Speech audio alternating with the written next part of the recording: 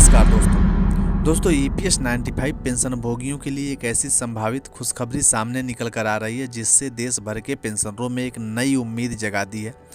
लंबे समय से जिस मुद्दे को दबाया गया, अनसुना किया गया, अब वही मुद्दा बजट 2026 के केंद्र में आता हुआ दिखाई दे रहा है। सरकार की सोच में बड़ा बदलाव हो रहा है। दोस्तों, अब हालात पहले जैसे नहीं रहे।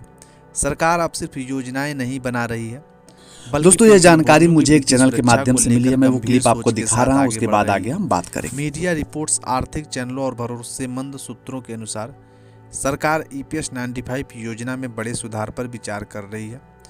यही वजह है कि इस बार उम्मीद सिर्फ अफवाह नहीं बल्कि ठोस संकेतों पर आधारित है। ईपीएस 95 पेंशन का दायरा बढ़ाने की तैयारी कर रही है सरकार। अब तक ईपीएस योजना में वही कर्मचारी शामिल थे जिनकी बेसिक सैलरी एक सीमित दायरे में थी, लेकिन अब जो चर्चा सामने निकल कर आ रही वह ऐतिहासिक है। सरकार कथित तौर पर ईपीएस 95 पेंशन के दायरे को 25,000 रुपये तक मूल सैलरी वालों कर्मचारियों तक बढ़ाने पर विचार कर रही है। यह फैसला सिर्फ भविष्य के कर्मचारियों के लिए नहीं है बल्कि पूरे ईपीएस फंड को मजबूत करने के लिए है। जब ज़्यादा लोग ईपीएस में योगदान देंगे तो फंड भी बढ़ेगा। जब फंड बढ़ेगा तो पेंशन का रास्ता भी अपने आप खुलेगा।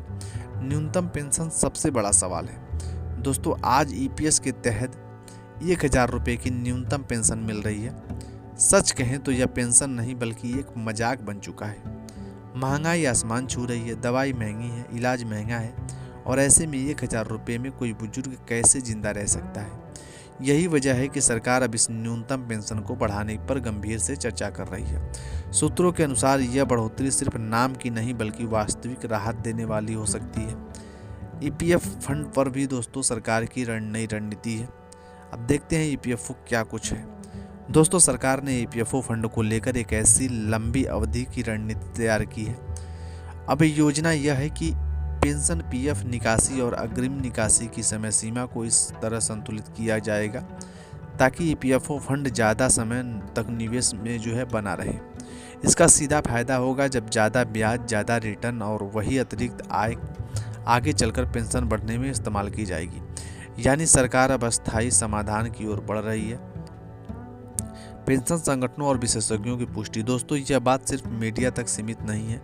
देश के बड़े पेंशन संगठन, आंदोलन से जुड़े नेता और विशेषज्ञों का भी यही संकेत दे रहे हैं कि ईपीएस 95 आंदोलन से जुड़े वरिष्ठ प्रतिनिधियों ने साफ कहा है कि बजट 2026 में पेंशन बढ़ोतरी के संकेत बेहद मजबूत हैं। लंबे समय से जो मांगें रखी जा रही थी, वह जो ज्ञापन दिए गए थे, जो आंदोलन हुए हैं, आज उसी संघर्ष का असर वो दिखाई देने लगा है।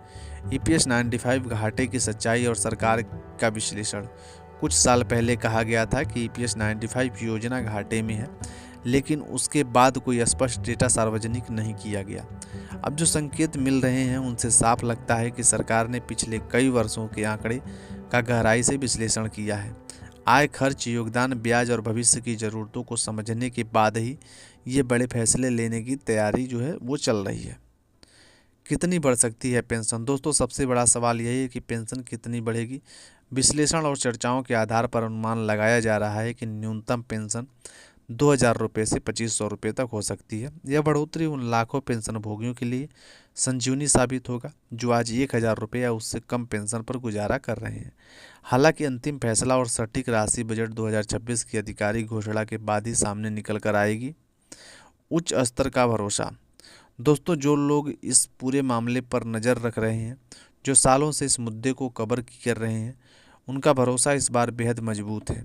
यह सिर्फ उम्मीद नहीं है, यह विश्वास भी है कि ईपीएस 95 पेंशन भोगियों के न्यूनतम पेंशन इस बार सरकार बढ़ाने जा रही है।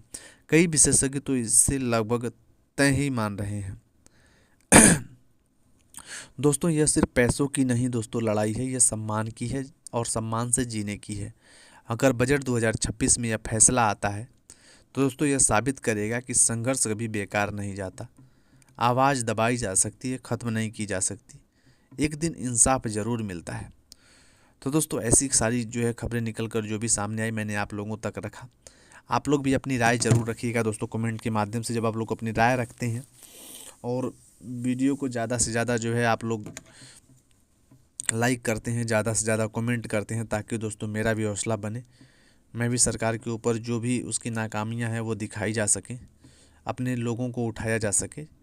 चलिए दोस्तों, फिलहाल कामना करते हैं कि इस बार जो सरकार ने निर्णय लिया है इस पर खरी उतरे, हमारे पेंशनभोगियों को जल्द से जल्द जो है उनका सम्मान उन्हें वापस मिले, जो कि उनका था सरकार ने उनसे छीना है। क्योंकि जो पैसे हमारे साथियों ने भरे हैं वही पैसे तो वो मांग रहे हैं, अलग से सरकार से थोड़ी मांगा जा रहा है कि सरकार अपना हक दे। हमारे साथियों ने जो पैसे भरे हैं वो सरकार के पास सेफ रखे हैं, ये सोच कर कि हमारे साथियों ने भरे थे, और आज उसी पैसे को हमारे जो बुजुर्ग साथी हैं वो वापस मांग रहे हैं। अब उनका टाइम आ गया है, अब जो उन्होंने पैसा दिया था उस पैसे को वो इस्तेमाल कर सके, इसीलिए तो मांग रहे हैं ना। तो ये चीज़ें अब सरकार को साफ करनी होंगी, और जो भी हमारे पेंशनभोगी भाई हैं उनको जो है, हम लोगों को सभी जो भी हमारे नवयुवक भाई देख रहे हैं, दिल से सपोर्ट करिए ताकि जल्द से जल्द हमारे बुजुर्गों का सम्मान, हमारे बुजुर्गों का गरिमा, जो हमारी पेंशन है 7,500 प्लस डीए की मांग की गई है वो वापस मिल सके। चलिए दोस्तों, फिलहाल कमेंट के माध्यम से जरूर बताइएगा। मिलते हैं दोस्तों नई वीडियो में, तब तक के लिए थैंक यू।